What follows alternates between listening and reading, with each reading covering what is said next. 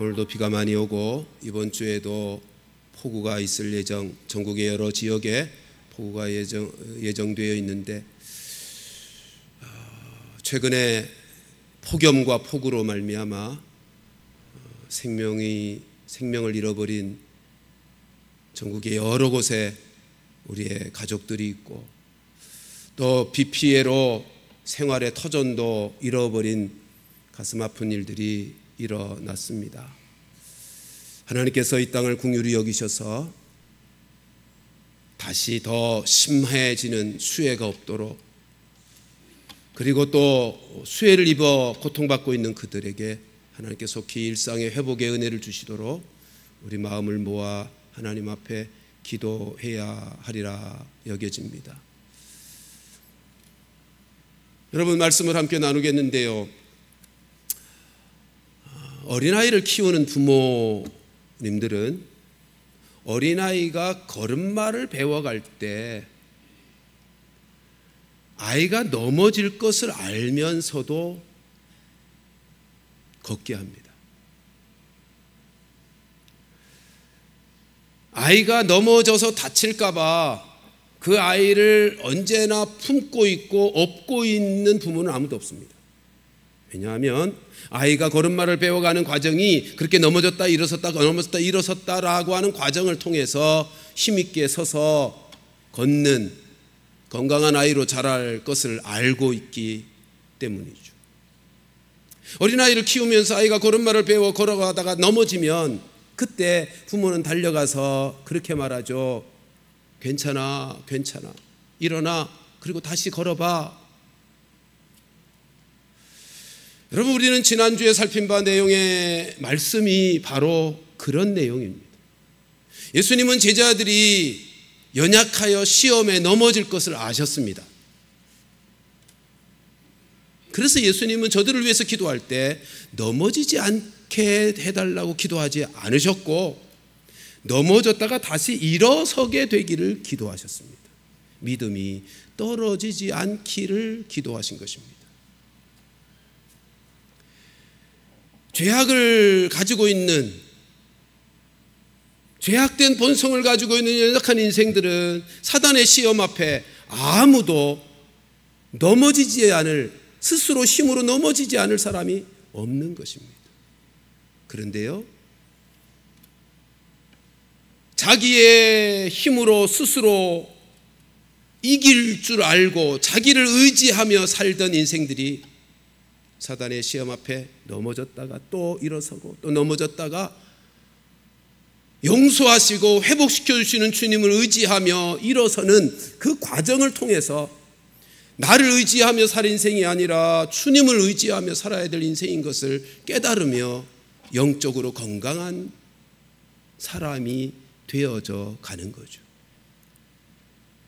그러니까 사탄은 우리에게 시험을 가져다 주므로 우리를 멸망에 이르게 하겠지만 하나님의 사람들에게 불어닥친 시험들은 비록 넘어질지라도 다시 일어나서 이제는 내 힘으로 살 인생이 아니라 주님을 의지하고 주님의 능력으로 살아가야 할 인생인 것을 깨닫고 성장하게 되는 기회가 되어지는 것입니다.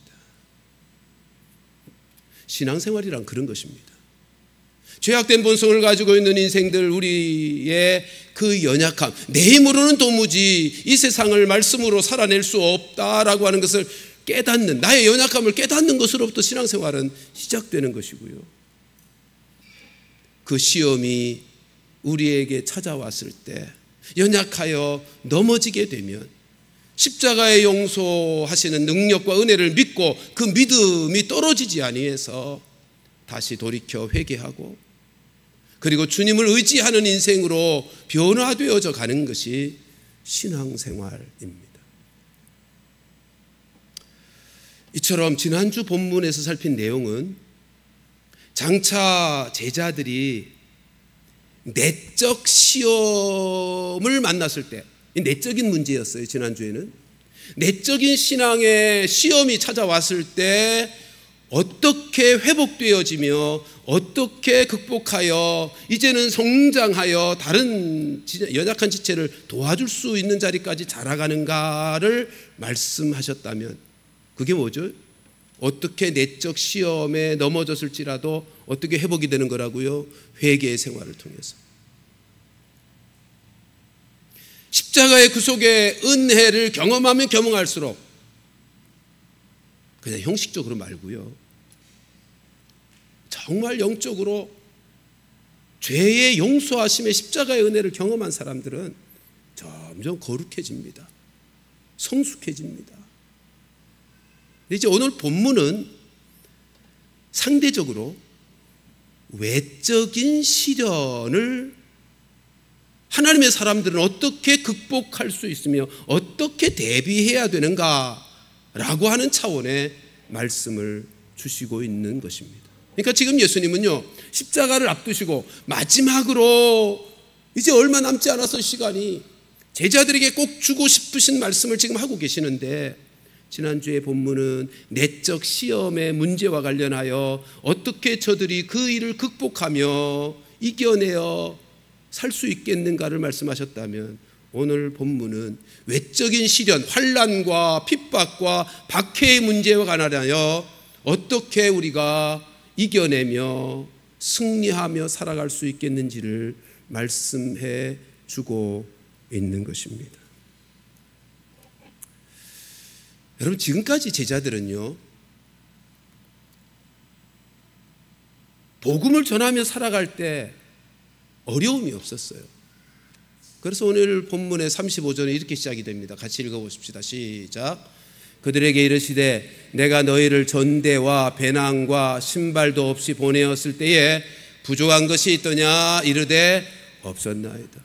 이게 이 말씀은 우리가 쭉 살펴왔습니다만 누가복음 9장을 배경으로 하는 말씀입니다. 예수님께서 제자들을 전도 여행을 보내시면서 돈도 가져가지 마라, 양식도 챙기지 마라, 여벌 신발도 필요 없다, 지팡이도 가지고 가지 마라, 아무것도 가지고 가지 말라 하시면서 보내셨어요. 그런데 그들은 그럼에도 불구하고 아무 부족함이 없었다고요. 왜요? 가는 곳마다 사람들이 환대해 주었거든요.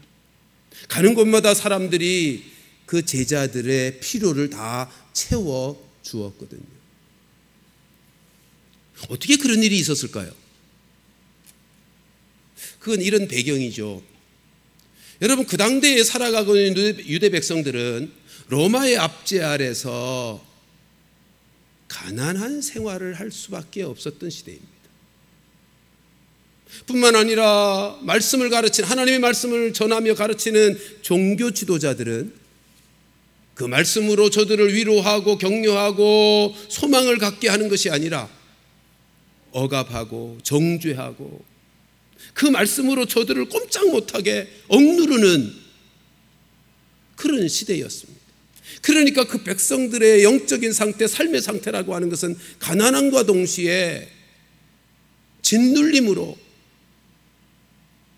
그 어디에도 마음을 둘 수 없는 고통의 시절을 보내고 있었던 것입니다. 그런 시대에 예수님께서 나타나셔서 하나님의 생명의 말씀, 참된 사랑의 말씀으로 저들에게 산 소망을 주셨습니다. 하나님 나라의 그 참된 복음의 말씀을 들으면서 저들의 영혼은 다시 살아났고 산 소망을 갖게 되었습니다. 뿐만 아니라 가난과 질병으로 고통하고 있는 그 백성들을 우리 주님께서 품으시고 저들을 사랑 가운데 위로하시고 저들을 고쳐주시어 그 많은 그 시대의 유대 백성들이 예수님을 기쁨으로 따르게 되었죠. 뿐만 아니라 그 예수님으로 말미암아 이제 이 땅에 하나님 나라가 임할 것이라는 기대를 가지며 예수님을 쫓게 되었던 것입니다. 그래서 예수님이 가는 곳마다 많은 무리들이 구름대처럼 몰려들었어요. 그런 시대였으니 제자들이 예수님의 파송을 받아서 다닐 때에도 제자들도 환대를 받았고 저들의 필요가 채워지게 되었던 것입니다. 그래서 35절에서 하시는 말씀입니다. 내가 아무것도 가지지 말라고 해서 아무것도 없이 너희가 보냄을 받았을 때 부족한 것이 있더냐? 예, 아무것도 부족한 것이 없었습니다. 근데 이어지는 36절 말씀을 보십시다. 같이 읽습니다. 시작. 이르시되 이제는 전대 있는 자는 가질 것이요 배낭도 그리하고 검 없는 자는 겉옷을 팔아 살지어다. 근데 예수님이 말씀하신 이제는 상황이 달라졌다는 말씀입니다. 이제는 그 모든 것들을 다 준비해야 된다고 말씀합니다. 전대가 뭐죠? 돈주머니요. 그러니까 돈 준비하라는 거예요. 지갑 준비하라는 거예요. 배낭, 전도 여행을 다닐 때 꼭 필요한 모든 것들을 다 채워서 다니라는 거예요. 그리고는 검 없는 자는 겉옷을 팔아서라도 검을 준비하라고 말씀합니다.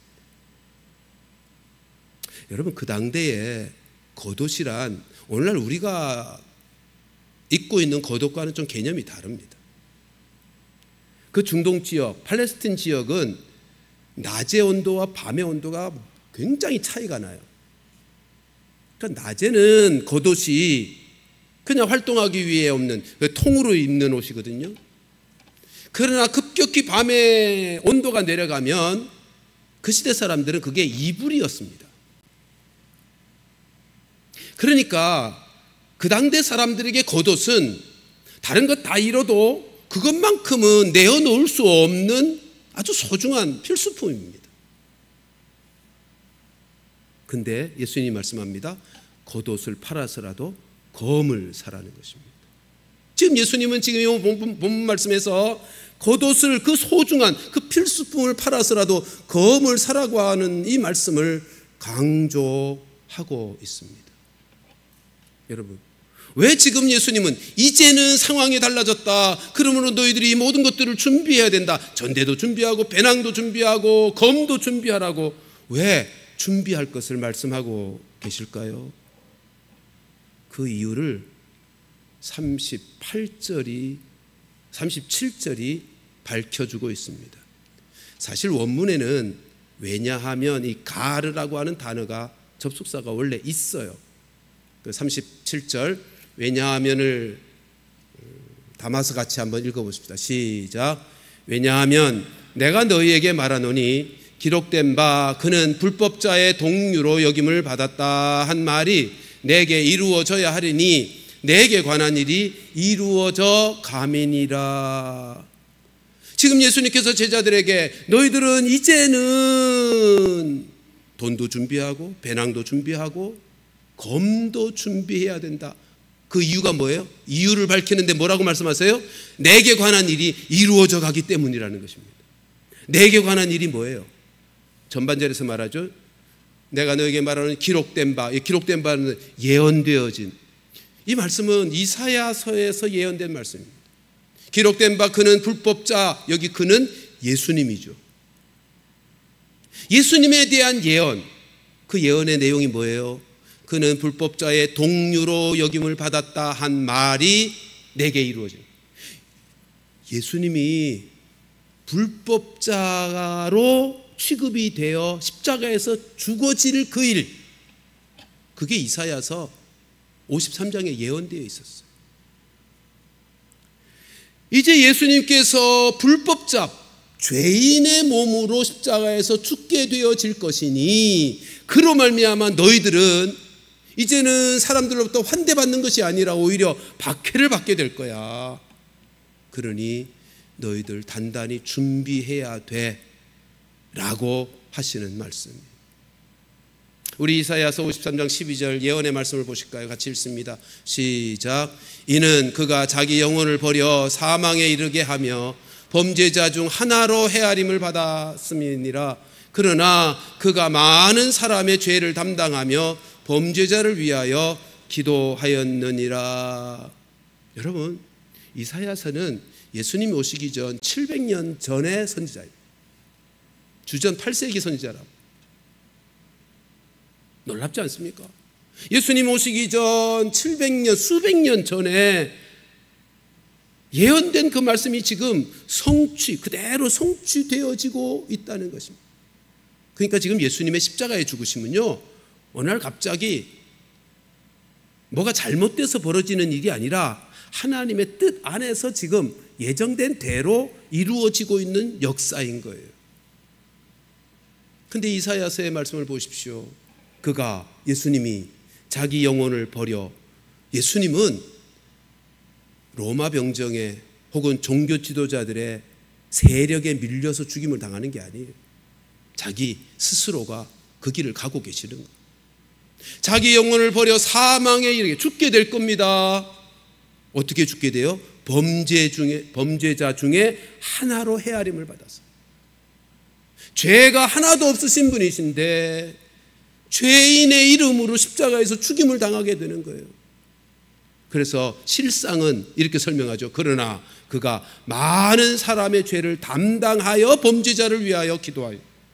그러니까 예수님의 죽으심은 죄가 없으신 그분이 많은 사람의 죄를 대신 담당하여 죽으시는 죽음인 거예요. 그걸 대속의 죽음이라 그러죠. 예수님께서 대속의 죽음으로 십자가에서 죄인처럼 취급을 받으며 죽게 되어 그 이후로 제자들의 상황은 돌변한다고요. 왜요? 아까도 말씀드렸듯이 그 당대에 수없이 많은 유대 백성들이 예수님을 따랐어요. 따른 이유가 뭐예요? 저와 같은 능력의 사랑의 예수님이라면 로마 정권을 뒤엎고 우리에게 다시 잃어버렸던 다윗 왕국의 회복을 이루어 줄 것이다 라고 기대하고 왔는데 예수님이 십자가에서 힘없이 죽으셨다고요. 그것도 죄인의 이름으로. 범죄자로서 죽임을 당했다고요. 그러니 얼마나 실망했겠어요.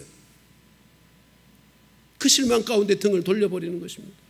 그리고 예수님의 제자들 역시도 핍박의 대상이 되고 박해의 대상이 되고 미움의 대상이 되어지는 거죠.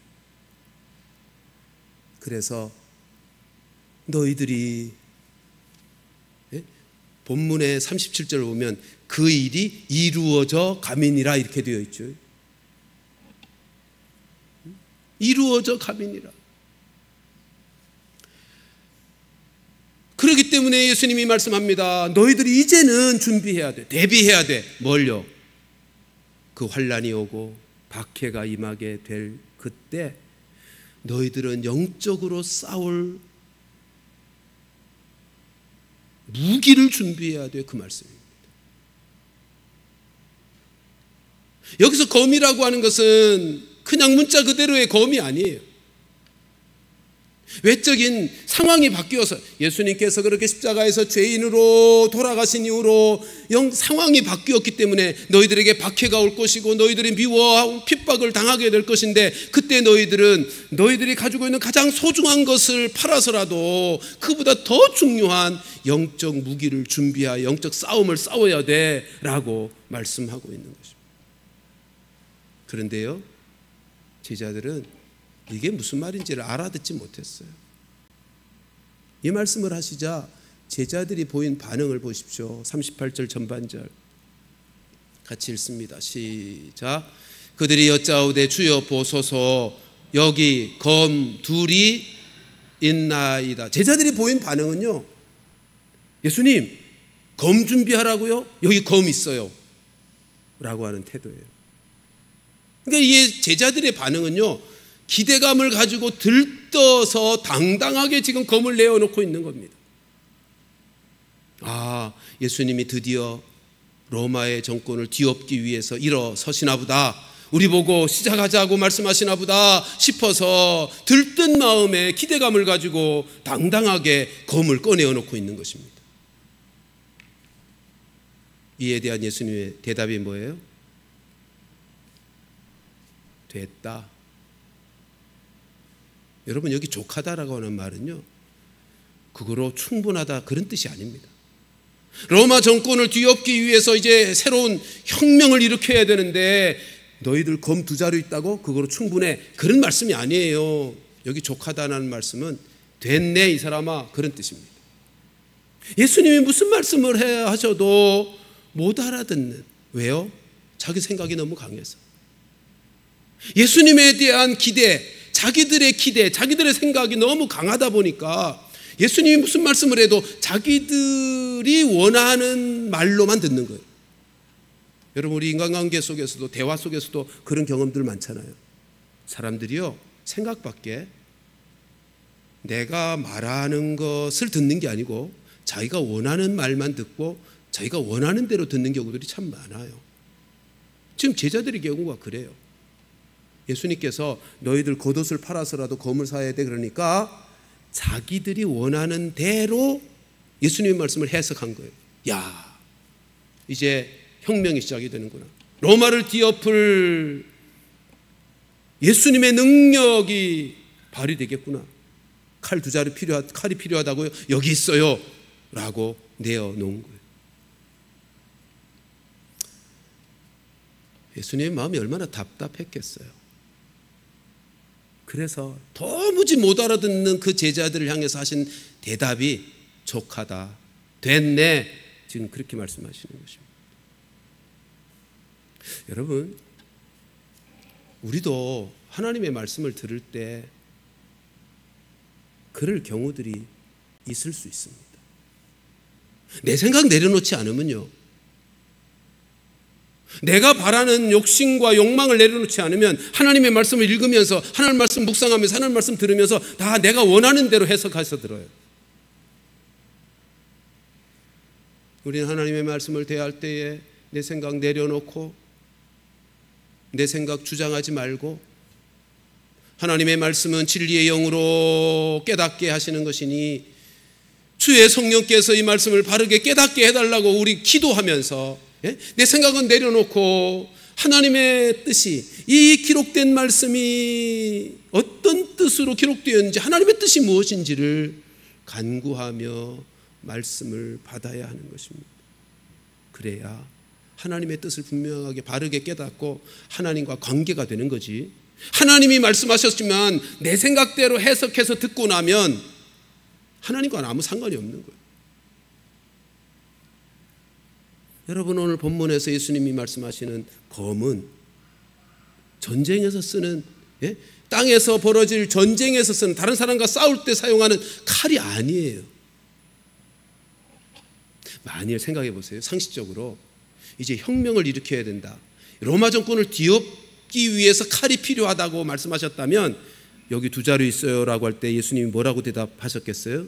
야, 2자루 가지고는 안 돼, 더 준비해, 그래야 되잖아요.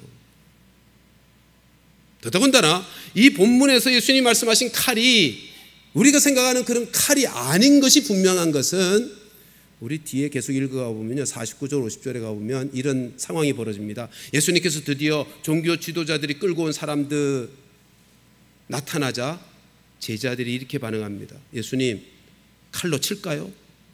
49절에 하시는 말씀. 그리고는 실제로 제자 중 하나가 칼을 들어서 칩니다. 그래서 어떻게 되죠? 종의 귀가 하나 날아가잖아요. 그럴 때 예수님이 베드로에게 하신 말씀 있죠.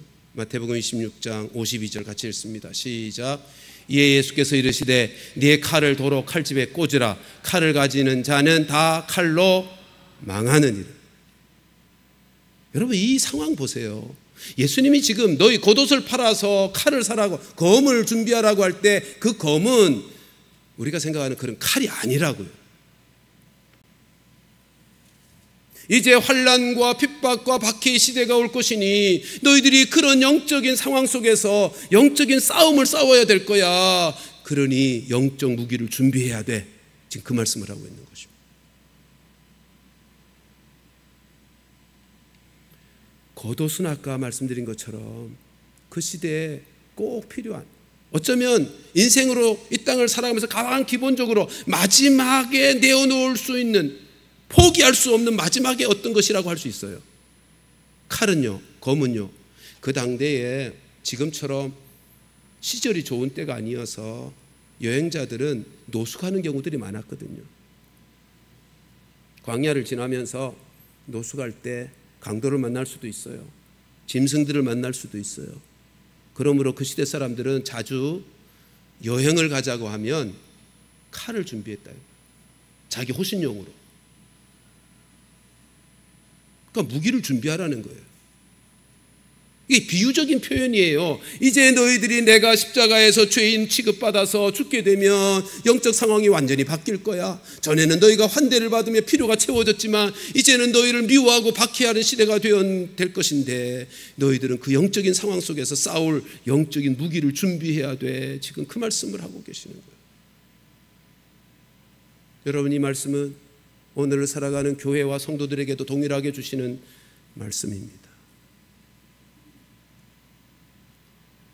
이 시대 속에서도 하나님의 말씀을 따라 살아가려고 하면 여러분, 세상은 미워하고 핍박하고 박해합니다. 세상은 끊임없이 예수를 믿는다는 이유 하나만으로도 미워하고 손해나게 하고 핍박을 가하게 되어 있어요. 초대교회 때만이 아닙니다. 지금 이 시대 속에서도 그 일은 얼마든지 벌어지고 있는 것입니다. 지난주에 오후 예배 끝나고 우리 성동 은혜교회 정 목사님 설교 마친 다음에 우리 장로님들과 함께 다과를 나누면서 대화를 나누었는데 똑같은 얘기를 하는 거죠. 중국에서 교회를 섬긴다고 하는 건 감옥 갈 각오를 하는 거예요.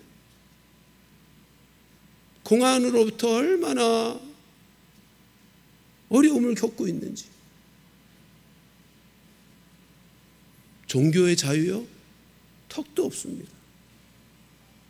얼마나 많은 억압 속에 그냥 감옥 갈 각오하고 예배 드리는 거예요.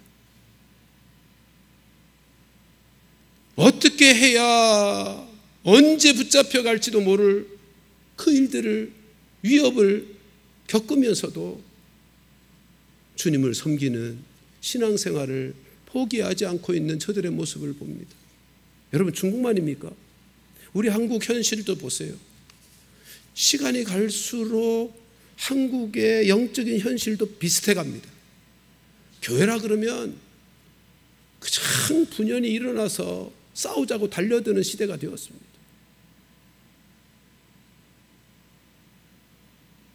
교회에 대한 거친 말들이 정제되어지지 않고 쏟아져 나오고 있습니다.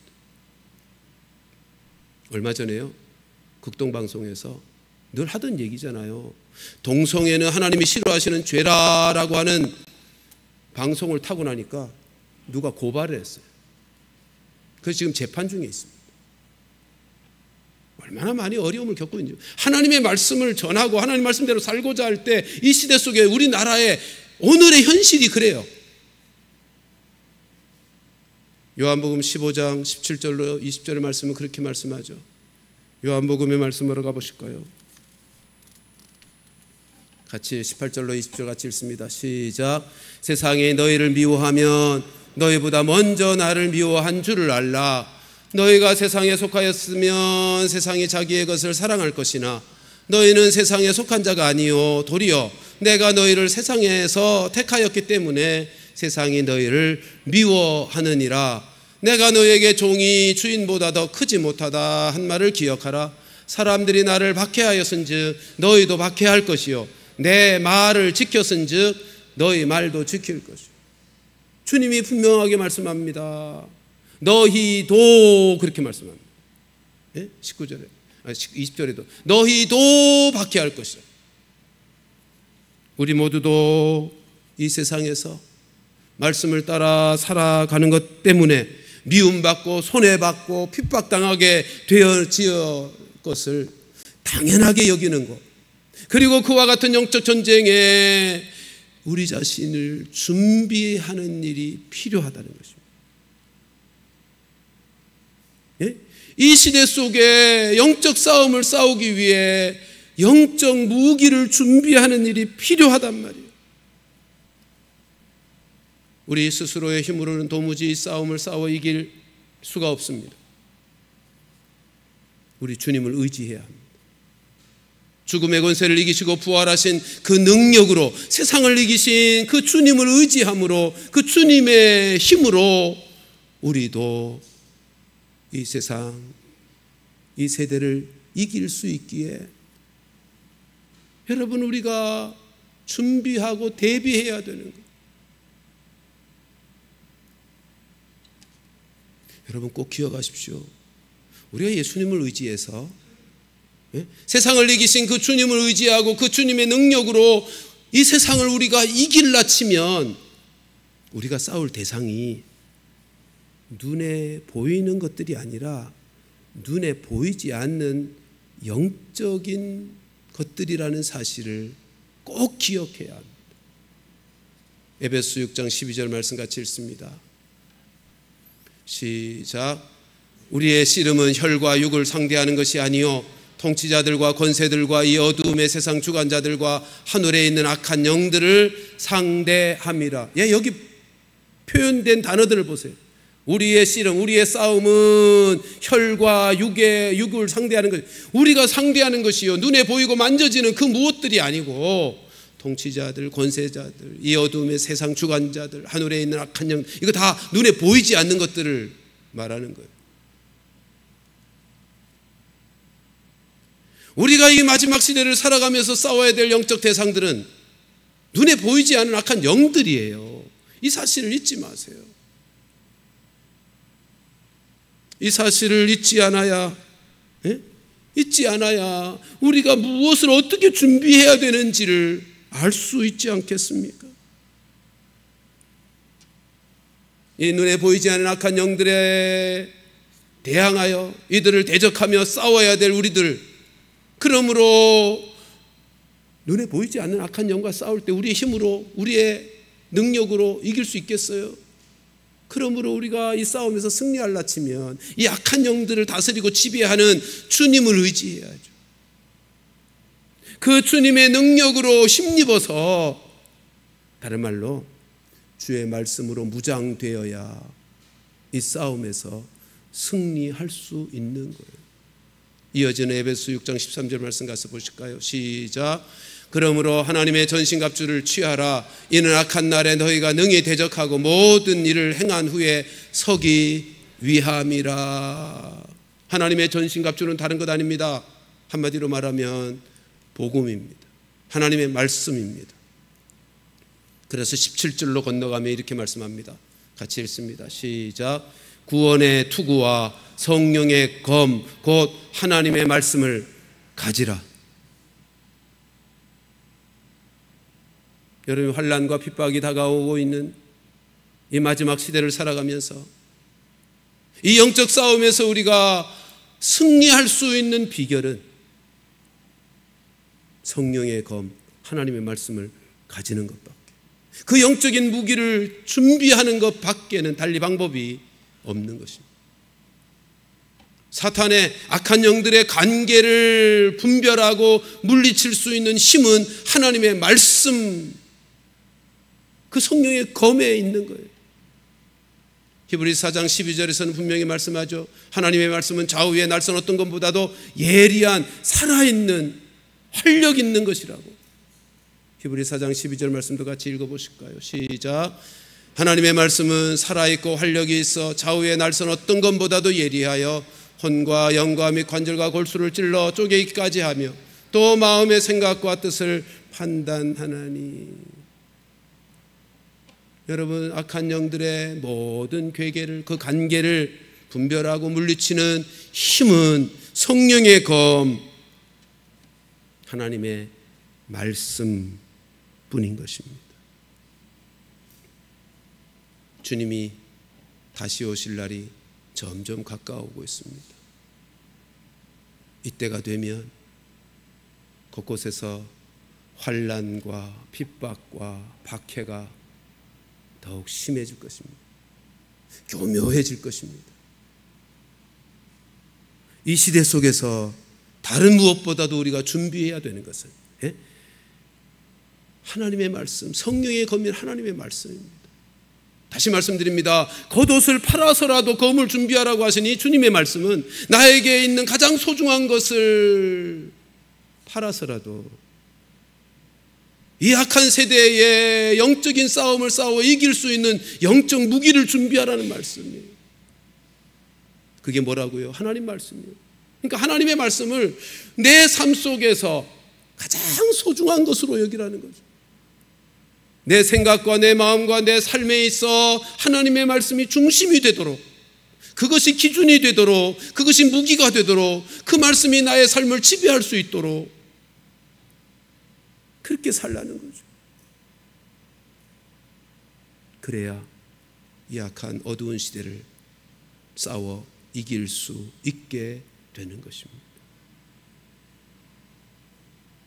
지난주에 말씀을 드린 우리의 내적 시험과 관련해서 해결책은 연약하여 넘어질 때마다 회개함으로 십자가의 용서에 대한 믿음을 잃지 아니함으로 우리는 회복되어 성장하게 되어지게 될 것이고, 이 마지막 시대에 우리에게 불어닥칠 온갖 핍박과 박해, 교묘한 시험에 있어서 우리로 이겨낼 수 있게 되는 비결은 하나님의 말씀, 성령의 검으로 무장하는 것입니다. 이 마지막 시대를 살아가는 우리 모두,